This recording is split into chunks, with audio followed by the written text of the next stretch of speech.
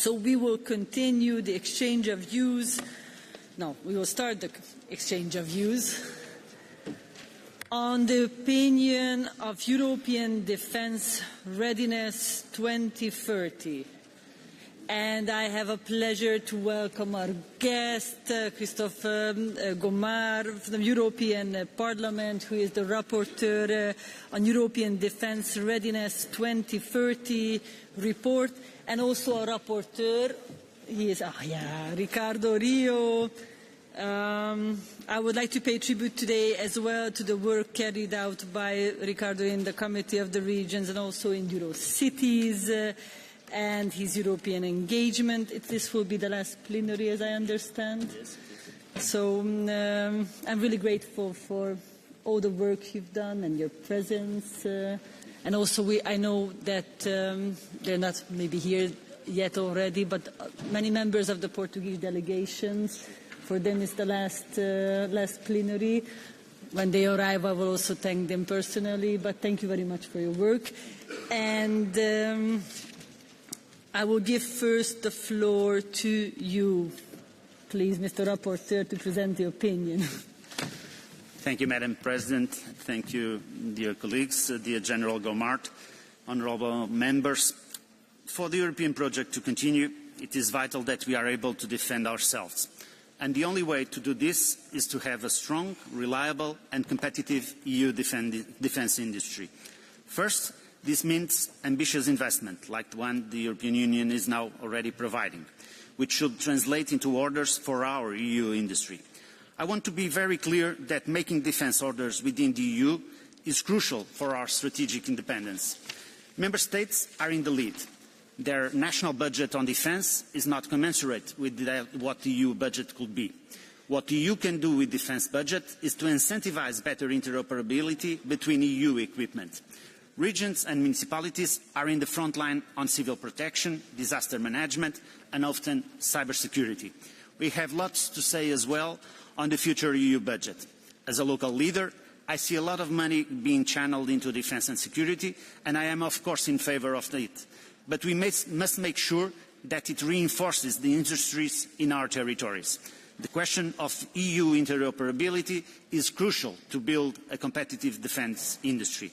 Common procurement, joint orders, joint research, this EU convergence is as needed as the investment is.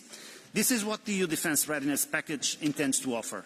Through the opinion that I am submitting to you, and that was already discussed in the Econ Commission with a broader support, I have been focusing on the crucial aspects of reinforcing the EU industry in order to have a more secure EU. This is a win-win for our security, our industry and our territories. This is the essence of the opinion that I am presenting to you today. Funding our security and the European preference for our competitiveness and at the benefit of our local defence industries. This money must sustain our territories. It must sustain a strategic, made-in-EU approach. The definition of European preference for defence is actually the cornerstone of EU defence policy. It goes beyond the individual package that is already partially adopted. This is why I am asking you to support that European preference is set at 70% of EU origin for product and equipment. And I am also asking you to support that for the EU funding to be used for defence, there must be at least 2 member states involved in common procurement. Otherwise, there is no EU dimension and no convergence towards interoperability. I would like also to reassure, specifically to many colleagues from Sweden that have approached me in the latest days, and all the Nordic delegations who make common orders with Norway. The fact that at least 2 member states are needed for a common procurement does not exclude at all that Norway comes in addition in the procurement for an EU loan or financing. I will conclude my last speech as core member by telling you that we must send a strong signal that EU money should reinforce us as an EU community, as countries who have been willing to build preparedness together. We must think about buying European, not just national or outside the EU. And for this, I also made a rapporteur amendment supporting the Defence Readiness Omnibus package, which aims to remove intra-EU barriers for defence trade.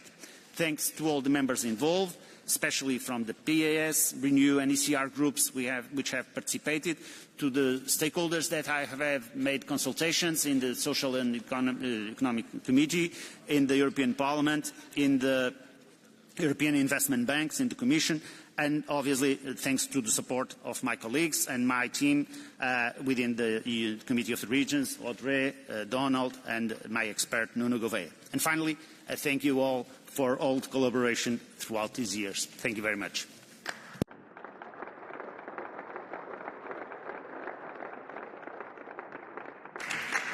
Thank you very much. Now I will give the floor to our guest, Christophe Gomart.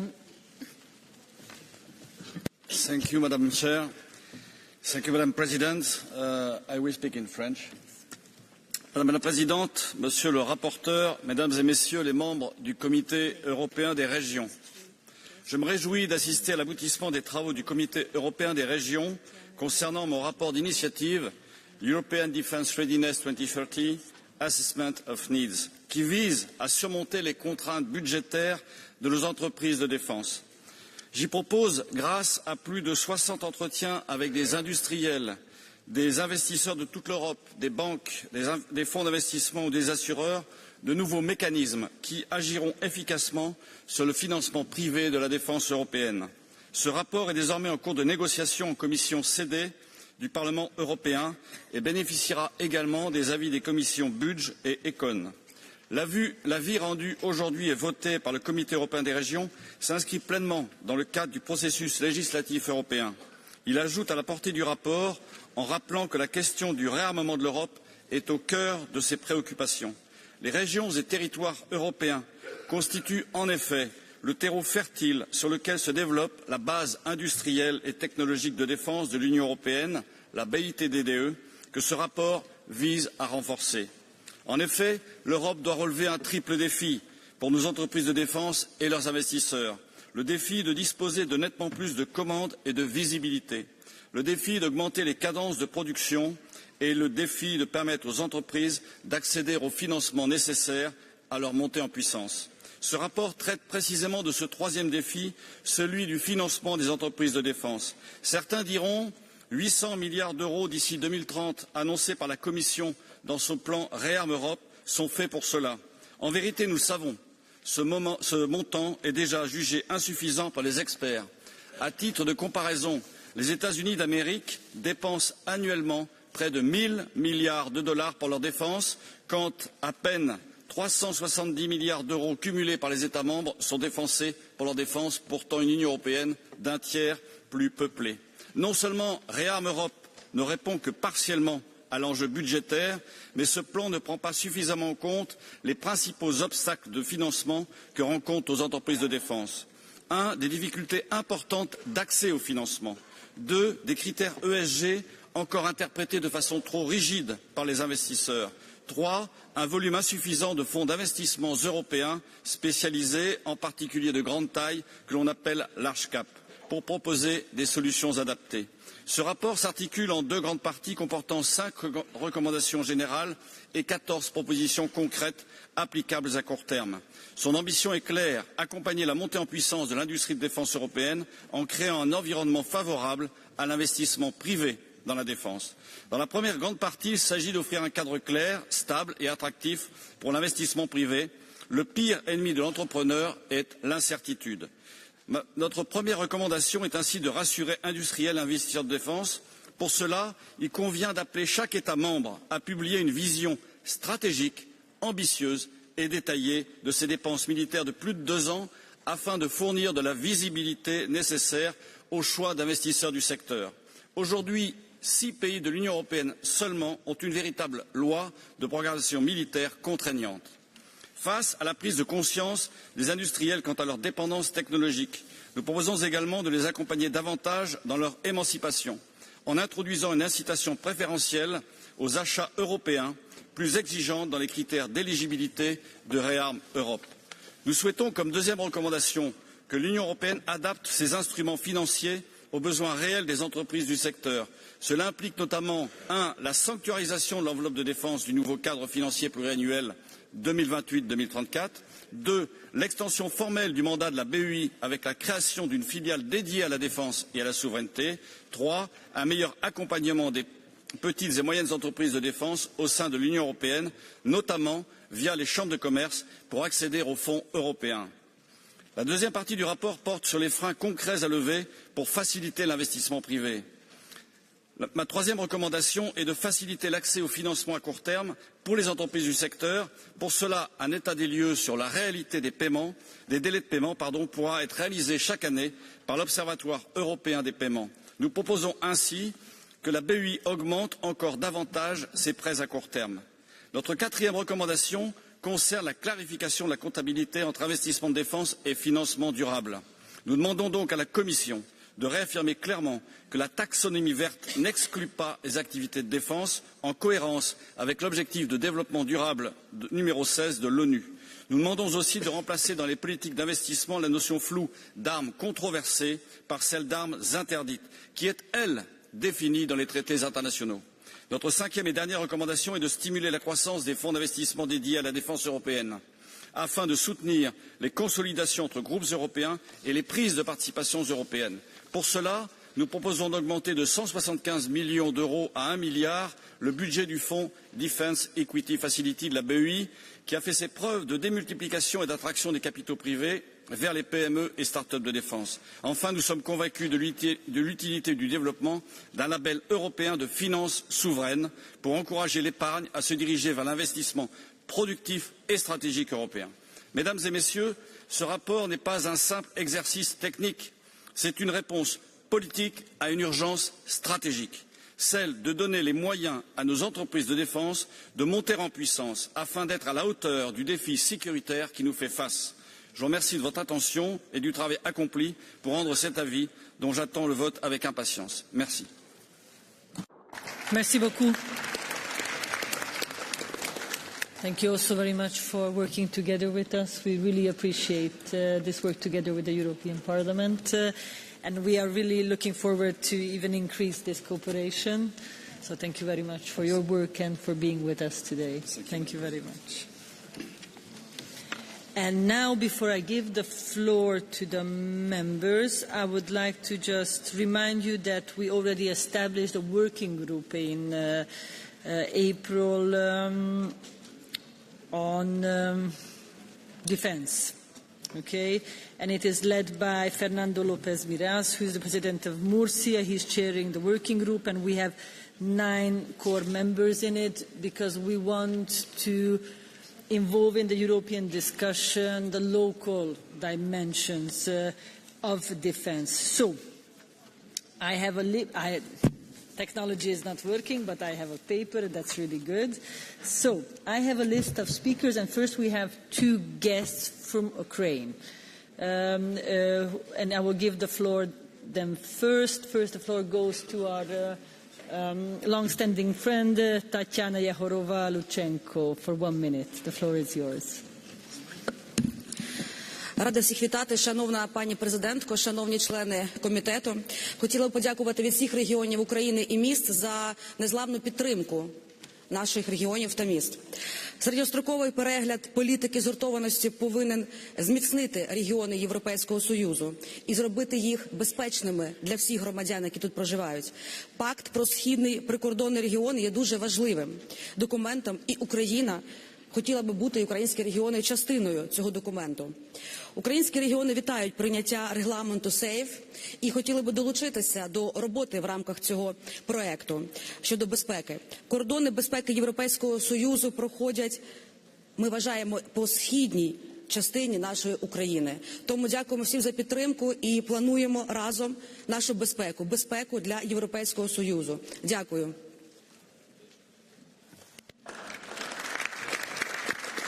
Thank you very much. And the floor goes now to Maxim Kozitsky. Dear Madam President, dear committee members, first of all, thank you for strong support of Ukraine. Your solidarity is a powerful part of our common European defense. Recently, a Russian rocket killed a family of 5 people in Lviv region, just 70 kilometers from the European border. At the same time, we see Russians' dangerous actions in different parts of Europe. This is part of Moscow's strategy to test our unity and weaken Europe's defense. Defense is not only about the military, it is also about protecting civilians, emergency services, and working together across borders. That's why we promote the Carpathian Initiative, a platform for cooperation between regions in the Carpathian area. It includes cross-border infrastructure, strong communities, energy stability and ecological safety, joint emergency services, evacuation, emergency situations, and medical help.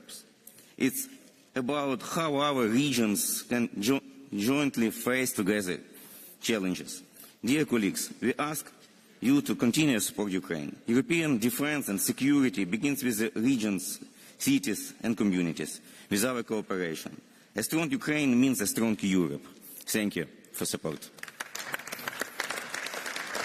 Thank you very much for coming here. Thank you. I'll give the floor now to Antje Grütte. Thank you so much, Madam President. I'm going to speak in German. Liebe Kolleginnen und Kollegen, wenn wir über die europäische Verteidigungsbereitschaft sprechen, dann dürfen wir nicht nur militärisch denken. Sicherheit bedeutet für uns Sozialistinnen und Sozialisten auch soziale Sicherheit, wirtschaftliche Stabilität und den Zusammenhalt unserer Regionen. Ja, Europa muss stärker werden, unabhängiger, handlungsfähiger. Aber die Investitionen in unsere Verteidigung dürfen nicht zulasten der europäischen Kohäsion gehen. Europäisches Geld muss primär europäischen Unternehmen und Projekten mit doppeltem Verwendungszweck zugutekommen. So können Verteidigungsausgaben auch langfristig zu neuen, hochwertigen Arbeitsplätzen führen. Und wir brauchen eine nachhaltige und ganzheitliche Sicherheitsarchitektur, damit unsere Gesellschaft und unsere Demokratie wehrhaft sind. Denn Klimakrisen, Cyberangriffe und Desinformation bedrohen uns genauso wie militärische Aggression. Genau in diesem Bereich tragen unsere Regionen am meisten zur europäischen Sicherheit bei. Sie sorgen für Resilienz, für Krisenvorsorge und für Vertrauen in unsere Demokratie. Deshalb müssen sie von Anfang an in die europäische Sicherheitsarchitektur eingebunden werden, nicht erst, wenn die Entscheidungen schon gefallen sind. Vielen Dank. Vielen Dank. Fernando López Miras. Gracias, Presidenta. En primer lugar, me gustaría dar las gracias y felicitar al colega Río por su trabajo. Estamos totalmente de acuerdo y también por el trabajo que ha hecho durante estos años. Te echaremos de menos en el Comité de las Regiones. Quiero dar las gracias también a la presidenta Tuto por poner en valor el trabajo que estamos haciendo desde el Grupo de Defensa del Comité de las Regiones y también aprovecho al eurodiputado Gomart para que haga un seguimiento del trabajo que estamos haciendo en ese grupo de trabajo. Avanzamos hacia una Europa de la defensa y debe velar por la autonomía estratégica de la Unión Europea, debe reducir al máximo nuestra dependencia de terceros países y también debe incentivar inversiones para fortalecer y expandir la base industrial y tecnológica. Y desde los territorios, desde las regiones lo estamos haciendo promoviendo el impulso de capacidades estratégicas, la especialización tecnológica y el talento, también apoyando la internacionalización de las empresas y, por supuesto, fortaleciendo nuestros ecosistemas industriales. Desde la región de Murcia y desde Cartagena lo hacemos a través del proyecto Caetra, que bien conocen. Ahora estamos esperando la hoja de ruta anunciada por la presidenta von der Leyen con un objetivo claro: asegurar que pymes, centros tecnológicos y universidades puedan tener apoyo de estos programas y contribuir de manera efectiva a reforzar la industria europea de la defensa. Muchas gracias, Presidenta. Muchas gracias. Erwin Hoogland.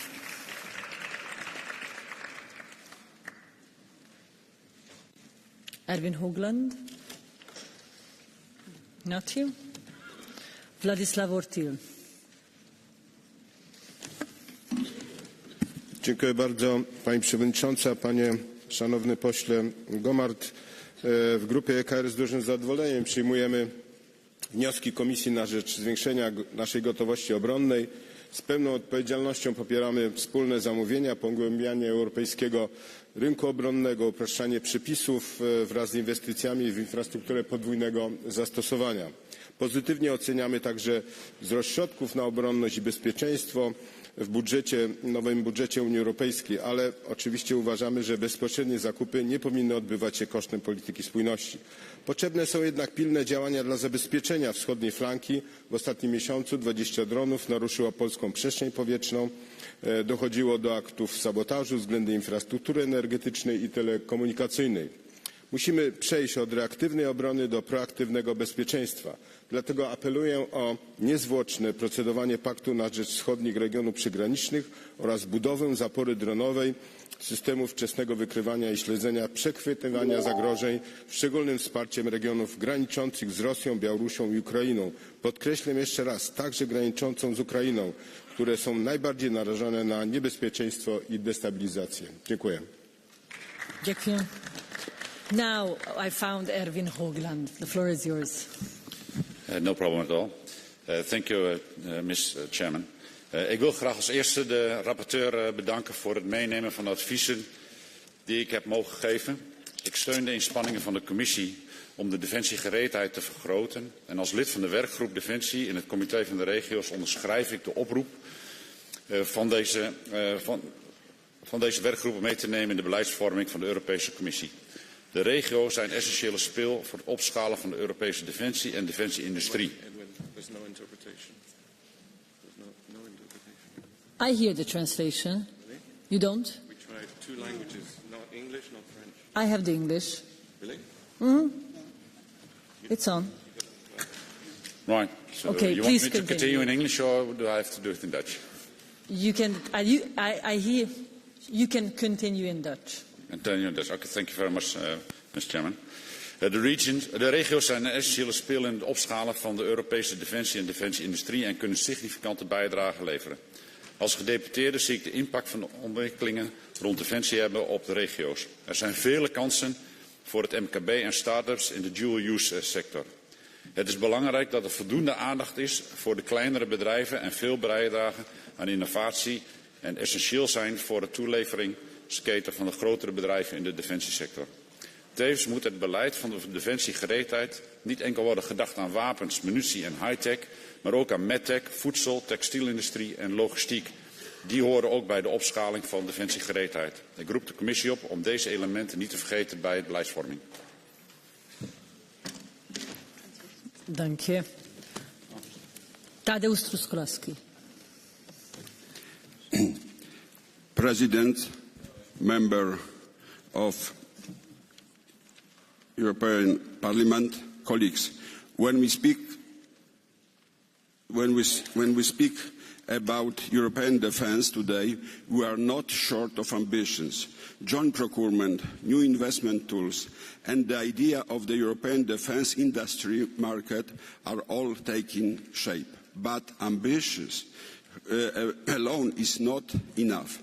If you are serious about the European defence industry, we must avoid that all our investments are directed towards a few big corporations coming from a few big member states.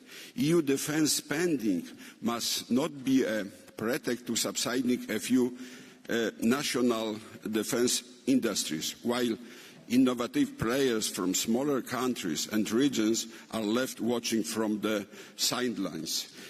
So if an effective European defence that protects all us, benefits all us, is our goal. Thank you very much. Thank you very much. Karina Mikelson. Thank you, Rapporteur. Dear President, it's actually very difficult to not speak only about weapons and only about rearm EU, because only 11 kilometers from my grandparents' house landed the drone full with the bomb. It's really difficult, and it's only 200 kilometers from the border of EU and Russia. But I will pay attention on the report actually highlights this: civil protection, cybersecurity, social protection, energy security, and production specialization. Why?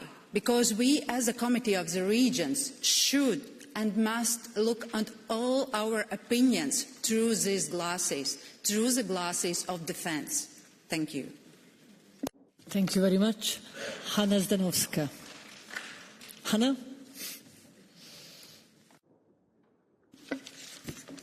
Szanowna Pani Przewodnicząca, jesteśmy przekonani, że my, Europejczycy, jesteśmy bezpieczni.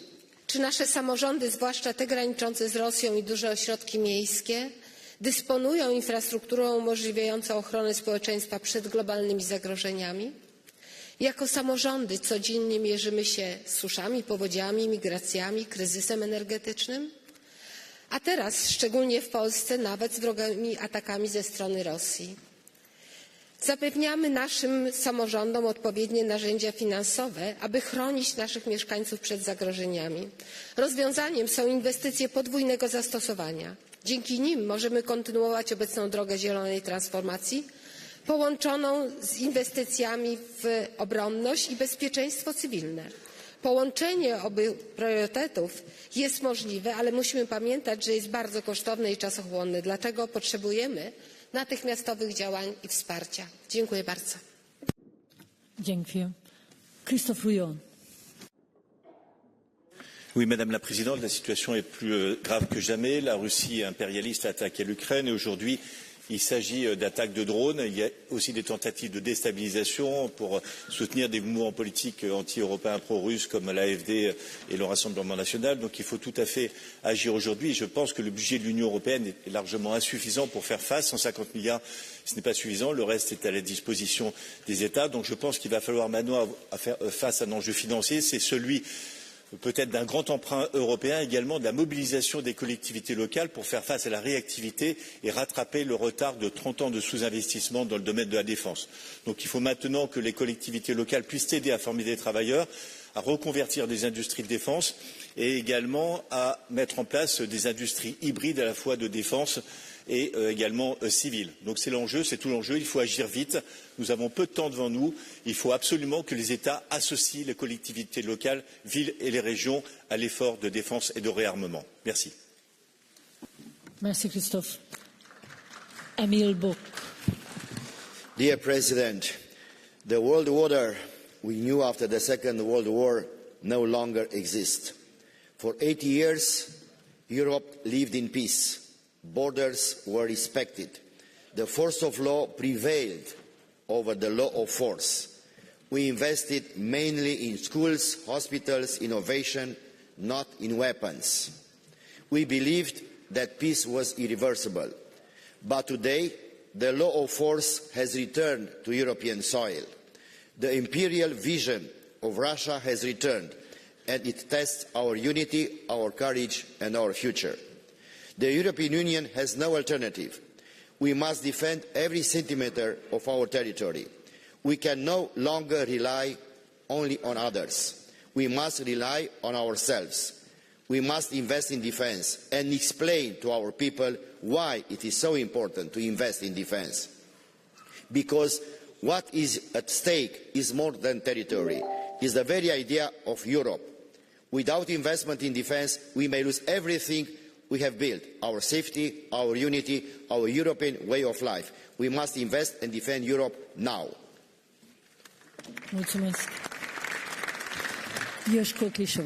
Thank you, Madam Chair. Mr. Rapporteur, thank you for your far-reaching and strategic report. You mentioned two very important things, that we should finance interoperability of the EU member states' armed forces, and we should invest in European military industry. Interoperability does not mean much if we do not have a common defence structure and a joint command, but 27 commanders instead. It is an unwanted fact that Europe does not have a common defence structure, and we badly need an efficient and quick military decision-making.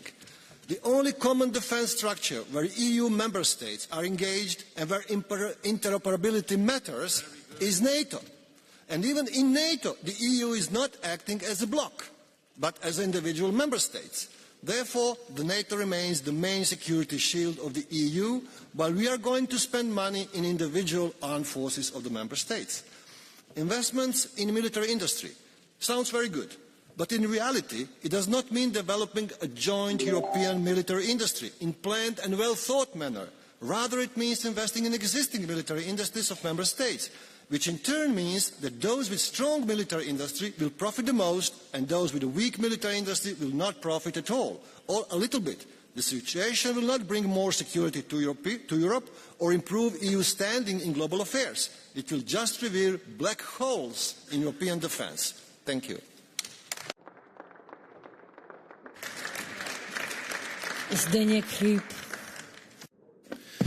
Thank you, ladies and gentlemen. I would like to express my strong support for this opinion, and I would like to use this opportunity to also express my support for the European Commission's drone wall initiative.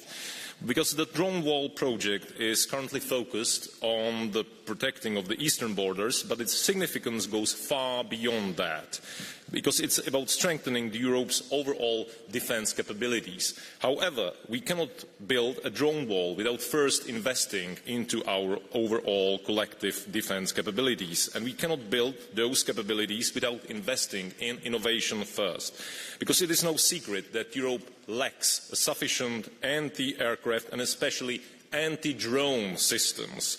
And this is not just a challenge for our armed forces, it is also a challenge for the protection of our citizens and civilian infrastructure. Because Russia has shown apparently no hesitation in attacking the urban areas, killing innocent civilians and also targeting the crucial civilian infrastructure. Because the cheap unmanned drones have become a tool of terror and our citizens remain vulnerable. And that must change, and it must change quickly. So the drone wall should not be just a barrier, it should be a symbol of our shared commitment to protect our people. Thank you. Mikko Aaltonen. Kiitos puheenjohtaja. Puolustus on tärkeä asia. Puolustus on tärkeä asia koko Euroopalle.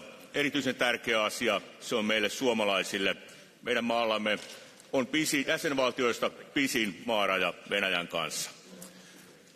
Raportoija on esityksessään ottanut hyvin huomioon pienten ja keskisuurten yritysten merkityksen puolustukselle. Vahvat toimitusketjut ja vahvat tuotantoketjut ovat äärimmäisen tärkeitä Euroopan puolustukselle. Puolustus ei saisi olla ainoastaan, ei saa olla ainoastaan suurten jäsenmaiden ja suurten valtioiden, suurten yritysten asia, vaan kaikkien pitää olla puolustuksessa mukana ja päästä myös toimimaan siinä. Niin luomme vahvan järjestelmän Euroopalle ja vahvan puolustusteollisuuden, joka pystyy vastaamaan tämän hetken haasteisiin. Yksi asia, jonka haluan nostaa vielä esiin, on oikeusvaltioperiaatteen noudattaminen. Eurooppalaisissa hankkeissa, jossa tuetaan puolustusteollisuutta, rakennetaan puolustusteollisuutta, meidän pitää kunnioittaa myös oikeusvaltioperiaatetta. Kiitos. Kiitos. Marcin Kuchcinski. Dziękuję Pani Przewodnicząca, koleżanki i koledzy. Rosnące napięcia geopolityczne i związane z nimi konflikty, zagrożenia atakami hybrydowymi, manipulowanie informacjami, w tym poprzez ingerencję z zewnątrz, sprawiają, że kwestie związane z bezpieczeństwem są ważne jak nigdy dotąd. Wysoki poziom niepewności dotyka też nas, przedstawicieli władz lokalnych i regionalnych. Musimy być gotowi, aby chronić mieszkańców, wspierać kluczowe funkcje społeczne, a jednocześnie stale dbać o rozwój gospodarczy naszych miast i regionów. W tym kontekście chciałem zwrócić Państwa uwagę na inwestycje podwójnego zastosowania. Mają one obecnie kluczowe znaczenie dla władz lokalnych i regionalnych. W czasie pokoju służą bowiem naszym mieszkańcom każdego dnia, natomiast w czasie wojny lub w obliczu klęski żywiołowej stanowią wzmocnienie potencjału obronnego. Jeżeli jednak władze lokalne i regionalne mają być częścią europejskiej strategii obronności, to potrzebne są konkretne narzędzia. O takie narzędzia, w tym specjalne instrumenty finansowe, musimy zatem wspólnie zabiegać. Dziękuję. Karl van Leuven. Thank you, President. I will speak into Dutch. Voorzitter, collega's, onze Europese Unie is wakker geschud. Iedereen beseft nu dat we onze defensie en onze defensieindustrie en onze lokale, kleine en middelgrote ondernemingen moeten versterken. Maar dat moeten we wel slim en ook samen doen. Samen, binnen uiteraard de Europese Unie, maar ook samen met onze transatlantische partners van de NAVO. De NAVO blijft de hoeksteen van onze collectieve verdediging. Een sterkere Europese defensie betekent niet meer structuren, maar meer synergie. Binnen de Europese Unie, maar ook met onze bondgenoten. In deze turbulente tijden mogen we de transatlantische as niet loslaten. Ten tweede, ook samen via regionale samenwerking. Als lid van het Benelux-parlement weet ik maar al te goed hoe belangrijk regionale defensiesamenwerking is tussen landen en regio's met gedeelde belangen en met een gelijkaardige industrie. In de Benelux werken we al jaren intens samen op het vlak van defensie, van gezamenlijke luchtbewaking tot een geïntegreerde marine. En die samenwerking bewijst dat efficiëntie, vertrouwen en veiligheid hand in hand kunnen gaan. Die Benelux-samenwerking kan dan ook als voorbeeld dienen voor een Europese kopgroep op vlak van defensie. Ik dank u. Dank je. Thibault Le Chat-Vega. Merci Madame la Présidente. Quand on parle d'Europe, de la défense, on pense souvent aux chars, aux frontières, aux alliances militaires. Mais la première ligne de défense de l'Europe, c'est l'espace. Sans satellite, pas de communication, pas de navigation, pas d'autonomie stratégique. Et cette Europe spatiale, elle se construit chaque jour en Guyane, à Kourou. C'est là, au centre spatial guyanais, que se joue la souveraineté européenne. Galileo pour la navigation, Copernicus pour l'observation et demain, Iris pour une connectivité européenne sûre et indépendante. Défendre l'Europe, c'est défendre le centre spatial guyanais.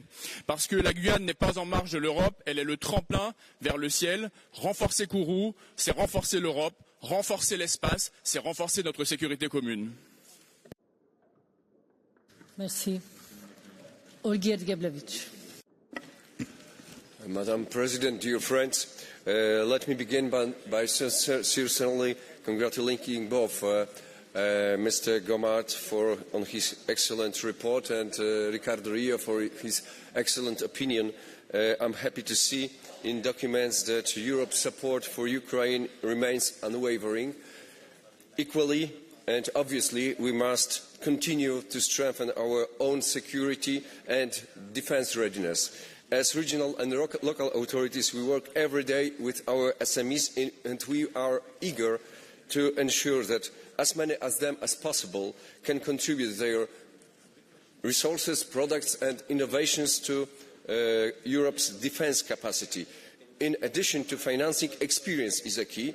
The Ukrainians have proved that to be masters in rapidly adapting their economy and private companies to the needs of their army. And we should make use of their experience. So I see necessity to create a multi-regional platform for cooperation between our SMEs ready to work for our defence sector and Ukrainian counterparts who are already doing so. Thank you very much. Thank you very much. And now we have a young elected politician, Claire Pepin. Thank you, Madam President. As a 21-year-old and therefore part of a generation that grew up in peace in Europe, I think we took that peace a little too much for granted. While our continent is currently experiencing war, it is now more important than ever to build our defence industry up. Europe's defence readiness must be built on cooperation, innovation and solidarity amongst our regions. The Security Action for Europe instrument is key to developing Europe's strategic autonomy, but it can only be effective if it strengthens the defence supply chain and supports our SMEs and regional industries. Our defence industry strength depends not only on our regions, but also on our partners beyond the EU. Ukraine and countries from the European Economic Area who already cooperate in industrial defence production are vital to achieving the European defence readiness by 2030. Supporting Ukraine's defence industry and integrating them into Europe's security framework is not only an act of solidarity, but also an investment in our shared peace and stability. This is how we build a Europe that is both secure and united, ready to defend itself and confident in its future. Thank you. Thank you very much. And now I will give back the floor to the Rapporteur Ricardo Rio for reactions, and also if you have some comments on the amendment. No. Just final reaction, I'll speak in Portuguese. Caros colegas, cara Presidente, Aquilo que a estratégia de defesa aqui preconiza é que, em primeiro lugar, estamos a recuperar o tempo perdido. Estamos a tentar colocar a Europa num patamar que negligenciou durante demasiado tempo para nos expor aos riscos com que hoje estamos confrontados. Depois, estamos a fazê-lo garantindo ou tentando garantir a capacitação de uma indústria de defesa europeia que não tem a ver apenas com o setor militar. E essa capacitação da indústria tem uma atuação do lado da oferta, capacitando as nossas empresas, as grandes empresas da defesa a nível europeu, mas também as pequenas e médias empresas em todo o território, ligando esse investimento à componente de inovação, ligando à capacidade de, em cada um dos territórios, poderem surgir pequenos clusters que possam beneficiar também economicamente do investimento que a Europa vai fazer massivo ao longo dos próximos anos e, com isso, obviamente, também alavancar algo que foi referido por diversos membros, que é o uso dual, a utilização de tecnologias de defesa e de soluções e produtos de defesa em benefício da nossa sociedade e da nossa comunidade. E sempre, como também alguns fizeram questão de frisar, e eu reforço, no respeito pelo rule of law para garantir a participação de todos, numa estratégia que deve ser cada vez mais concertada e cada vez mais articulada entre o máximo de Estados-membros possível. Muito obrigado a todos. Obrigada. And now we will turn to the voting. Okay, so please get ready your voting lists and the electronic voting equipment. Rapporteur, you stay here with me. Yeah? Good. Okay. So if you have everything ready.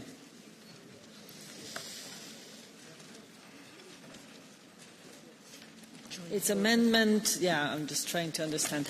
Amendment number 1, it's a joint vote of amendment number 1, 11 and 26. Okay, it's a joint vote. And the rapporteur does not support any of them. Okay. Okay. So let's do an electronic voting. It's very early. Huh? So we will vote on this package. Start the voting. So it's amendment 1, 11 and 26.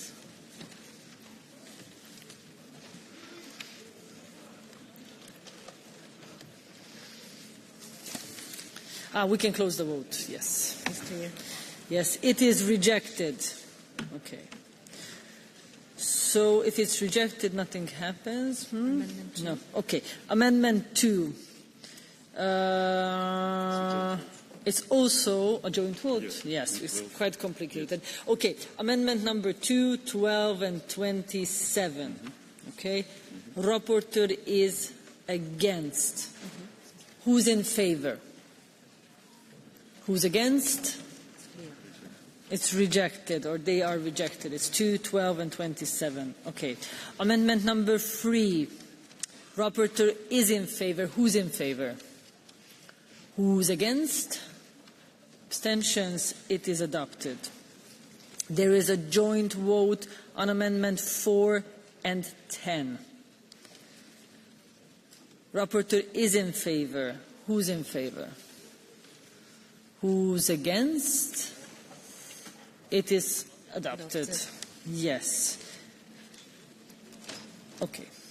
Amendment number 5. Rapporteur is against. Who's in favor? Who's against? Abstentions. It's rejected.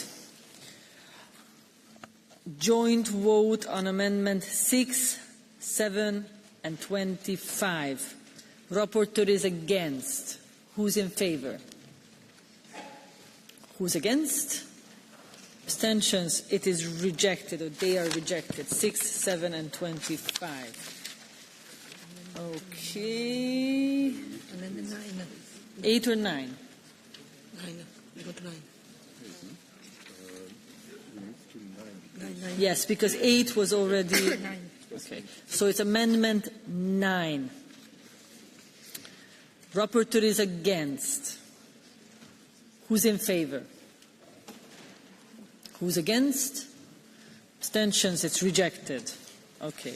Amendment 10 already voted. Amendment 11 voted. Amendment 12 is already voted. Absolutely. Okay. Just I'll go slowly not to make a big mistake. So there will be a joint vote on Amendment 13 and 30. Yes. Rapporteur is against. Who's in favor? Who's against? Abstentions. They are rejected. Okay. Amendment 14. Rapporteur is against. Who's in favor? Who's against? Rejected.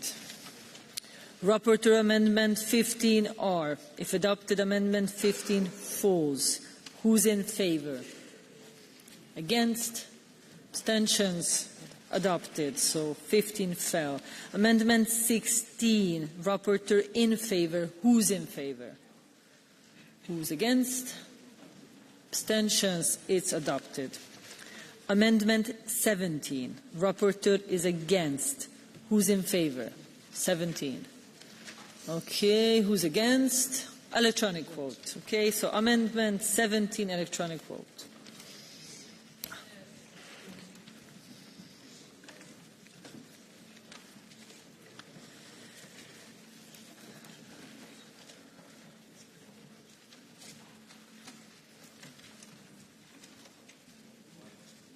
Everybody voted?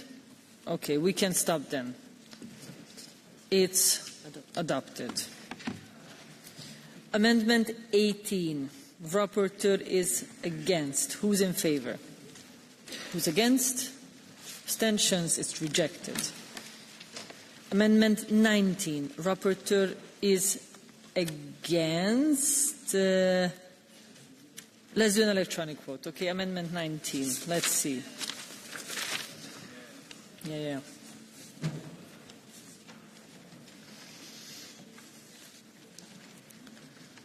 Oh, you can close the vote, it's clear. It's rejected. I propose a block vote from Amendment 20 to 24. Is it okay? Okay, then we are doing a block vote. Rapporteur is in favor. Who's in favor? Who's against? Abstentions? 20, 21, 22, 23 and 23, yes, are adopted. And also 24, yes. So, Amendment 25 already voted. Amendment 26 already voted. Amendment 27 already voted. We are at Amendment 28. Rapporteur is against. Who's in favor? Who's against? Abstentions, it's rejected. Amendment 29. Rapporteur is against. Who's in favor? Who's against? Rejected. Amendment 30 already voted. Amendment 31. Rapporteur is against. Who's in favor? Who's against? Rejected. Amendment 32. Rapporteur is against. Who's in favor? Who's against? Rejected. Now we will vote on the opinion as a whole. Who is in favor of the opinion as a whole? Who's against? Anybody? No abstentions. Great. Then the opinion has been adopted. There was abstention. And then it's still unanimous. And it's still unanimous. So congratulations to Ricardo Rio.